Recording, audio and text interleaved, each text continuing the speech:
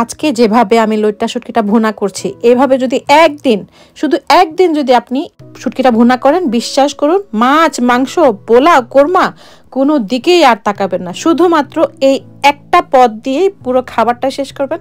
খাবার পরেও ইচ্ছা করবে আরও খাই, এমনই স্বাদ হয় আজকের এই শুটকি ভুনা রেসিপিটা। আশা করছি পুরো রেসিপিটা আপনাদের ভালো লাগবে। রেসিপিটা করার জন্য প্রথমেই আমি এখানে 250 গ্রামের মতো লইট্টা শুটকি নিয়েছি। আর শুটকিটাকে প্রথমে এরকম একটু টেলে নিচ্ছি। এভাবে শুটকিটাকে প্রথমে টেলে নিলে শুটকির মধ্যে থাকা বালু বা ময়লাও পরিষ্কার হয়ে যায় সুন্দর করে। আর শুটকিটাও কিন্তু তাড়াতাড়ি সেদ্ধ হয়। শুটকিগুলোকে যতক্ষণ না পর্যন্ত পরিষ্কার পানি বের হয় ততক্ষণ পর্যন্ত ধুয়ে পরিষ্কার করে এভাবে উঠিয়ে রাখছি। আর শুটকিটা রান্নার জন্য এখানে আমি 3 টেবিল চামচ তেল নিয়ে নিচ্ছি। তেলটা সামান্য গরম হয়ে গেলে হাফ কাপ পেঁয়াজ কুচি দিয়ে দিচ্ছি। পেঁয়াজ কুচিটাকে সামান্য একটু সময় ভেজে নিয়ে দিয়ে দিচ্ছি 7-8 কোয়া রসুন কুচি। রসুন এবং পেঁয়াজটাকে একটু সময় ভেজে নেব, প্রায় 2-3 মিনিটের মতো। 2-3 মিনিট ভাজার পরেই দেখবেন পেঁয়াজটা অনেকটাই নরম হয়ে গিয়েছে। তখন এখানে 3-4টা কাঁচা মরিচ, 1 টেবিল চামচ মরিচের গুঁড়া, হাফ টেবিল চামচ হলুদের গুঁড়া, হাফ টেবিল চামচ লবণ দিয়ে দিচ্ছি। আর হ্যাঁ, একটা কথা না বললেই না, শুটকিতে ঝালটা কিন্তু আপনারা আপনাদের পছন্দ অনুযায়ী দিবেন। আমি একটু ঝাল খেতে পছন্দ করি, তো তাই একটু মরিচের গুঁড়া, কাঁচা মরিচের পরিমাণটা বেশি দিয়েছি। আপনারা আপনাদের পছন্দ অনুযায়ী কমিয়ে কিংবা বাড়িয়ে দিতে পারেন। মশলাগুলোকে একটু সময় তেলের সাথে ভেজে নিয়ে দিয়ে দিচ্ছি ধুয়ে রাখা শুটকিগুলো দিয়ে 3-4 মিনিট এভাবে ভেজে নেব। ভাজতে ভাজতে দেখবেন শুটকিটা তেল মশলার সাথে একদম মাখো মাখো হয়ে গিয়েছে। তখন এখানে একটা টমেটো কুচি দিয়ে দিচ্ছি। টমেটো কুচি না, অ্যাকচুয়ালি একটা টমেটোকে আমি 6 টুকরো করে কেটে নিয়েছি। টমেটোগুলো দিয়েও আবার শুটকির সাথে নাড়ছি। আর খেয়াল করেছেন নিশ্চয়ই আমি কোনো পানি ব্যবহার করি না। টমেটো গলে যে একটু পানি বের হবে আর তেলেই কিন্তু শুটকিটা একটু ভাজা ভাজা হয়ে যাবে। শুটকিটাকে এভাবে নেড়ে নেড়ে ভাজতে ভাজতে দেখুন শুটকির মধ্যে একটু নরম হয়ে আসছে। আর যে তেলটা ছিল তেলটাও একটু দেখা যাচ্ছে, টমেটোটাও গলে গিয়েছে।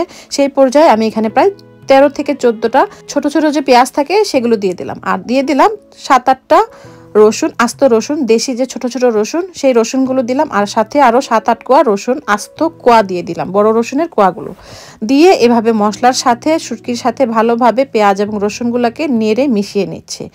আর এই রসুন আর আস্ত পেঁয়াজ এই শুটকি ভুনায় যে কি স্বাদ লাগে, ভাতের সাথে মেখে খেতে যে কি যে অমৃত লাগে, বিশ্বাস না হলে একদিন বাসায় রান্না করেই দেখবেন। এরপরে এসে কমেন্ট করে জানাবেন কেমন লাগলো আপনাদের। যাই হোক, ঢাকনা দিয়ে দিয়ে পেঁয়াজ এবং রসুনগুলোকে প্রায় 5-7 মিনিট রান্না করে নিলাম। আর এতেই কিন্তু পেঁয়াজ এবং রসুনগুলো অনেকটাই নরম হয়ে যাবে। এরপর আমি এখানে আরও একটা টমেটো কুচি দিয়ে দিচ্ছি, মানে টমেটোটাকে 6 টুকরো করে নিয়ে টমেটোটাকেও আবার শুটকির সাথে ভালোভাবে নেড়ে মিশিয়ে ঢাকনা দিয়ে রান্না করব আরও 3-4 মিনিট। এভাবে ঢাকনা দিয়ে রান্না করব যতক্ষণ না পর্যন্ত রসুনটা একটু নরম হয়ে আসে। পেঁয়াজ তো তাড়াতাড়ি নরম হয়ে যায়, রসুনটা নরম হতে একটু সময় লাগে। উপর থেকে কয়েকটা কাঁচামরিচ দিয়ে দিলাম। আর দিয়ে এভাবে আবারও নেড়ে নেড়ে রান্না করছি। যেহেতু এখানে আমি কোনো পানি ব্যবহার করছি না, তাই একটু ঘন ঘন ঢাকনা খুলে খুলে আমি শুটকিটাকে নেড়ে নেড়ে পুরোপুরি রান্না করে নিচ্ছি। দেখুন রসুনটাই কিন্তু নরম হয়ে গিয়েছে আর পেঁয়াজগুলো তো আগেই নরম হয়ে গিয়েছিল।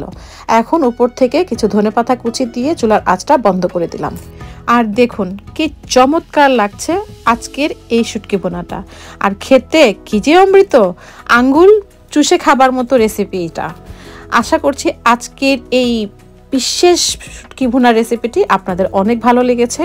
রেসিপিটি কেমন লেগেছে অবশ্যই লাইক এবং কমেন্ট করে জানাবেন। আর কি ধরনের রেসিপি আপনারা দেখতে চান সেটাও কিন্তু আপনারা কমেন্ট বক্সে জানাতে পারেন। চেষ্টা করব আপনাদের কমেন্টে করা রেসিপিগুলোই আপনাদেরকে করে দেখাতে। আর আজকের রেসিপিটা যদি ভালো লাগে অবশ্যই কিন্তু শেয়ার করে রাখার অনুরোধ রইল।